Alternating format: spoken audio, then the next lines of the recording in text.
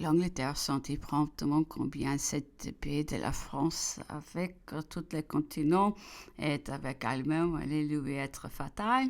L'expédition des Saint-Domingue avait obtenu un commencement de succès. C'était une mauvaise opération qui ne devait pas entrer dans les projets de l'empereur, mais le souvenir de la prospérité de Saint-Domingue. Ces nombreux colons réfugiés en Français gémissant sur les ruines, réclamant de tous côtés la conquête de cette île. L'empereur céda à l'illusion générale et au désir d'employer sa marine qui voulait partager la gloire nationale. Le directoire avait fait un mauvais choix et pris une demi-mesure. C'était beaucoup trop peu ne pas réussir. Le général auquel il avait donné le commandement de son expédition était un homme de peu de moyens et qui choyait à une grande probité, une complète médiocrité. Il ne réussit pas et fut la victime de l'habilité des Noirs. On le chassa, on l'embarqua, emportant avec lui le caractère d'une dupe.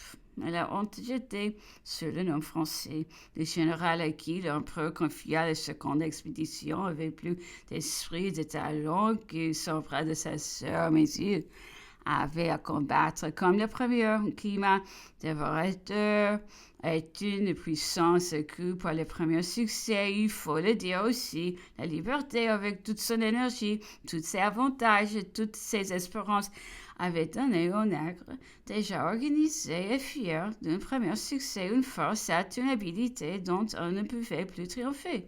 Le général en chef mourut victime du climat. Et quoiqu'il envoyé en France du sein de vertu, les chefs du pays se combattent sur l'énergie nationale, sur les avantages de la position de ses ennemis. L'Angleterre saisit donc le moment de doute sur les succès de l'expédition pour rompre la paix.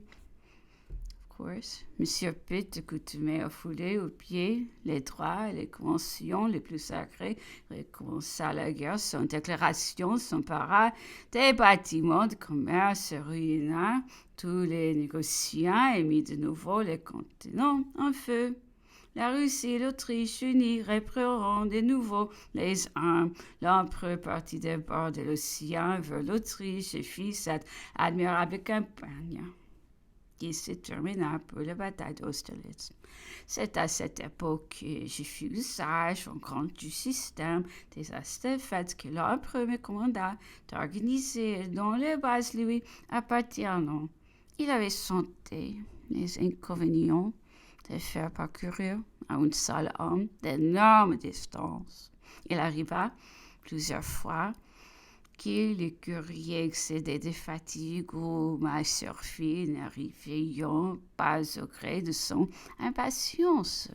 Il ne lui convenait pas non plus de mettre entre les mains d'un seul homme des nouvelles dont la prompte réception pouvait avoir une influence grave et quelquefois décisif sur les événements les plus importants.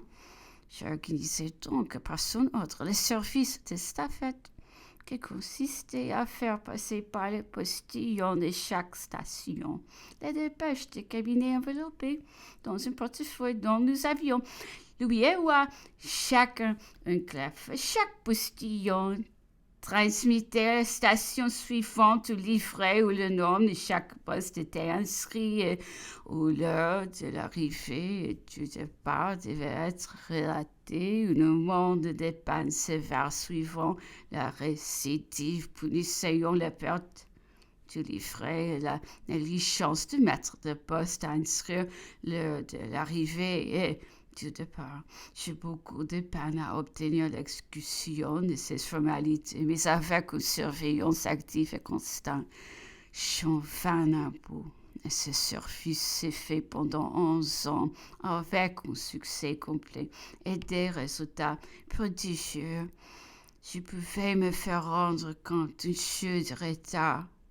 Dans l'espace de 400 lieues, les staffards arrivé tous les jours de Paris est au point le plus éloigné, Naples, Milan, les bouches du Cataro, Madrid, Lisbonne et par la suite cette Vienne, Presburg et Amsterdam. C'était d'ailleurs une économie relative, le courrier coûtait un peu plus de 7 francs, 50 cents. Le staffette ne coûtait pas 3 francs. L'empereur recevait le 8e jour les réponses aux lettres écrites à Milan et le 15e de Naples se service lui fut très utile. Il fut, puis le dire sans vanité, un des éléments de ses succès.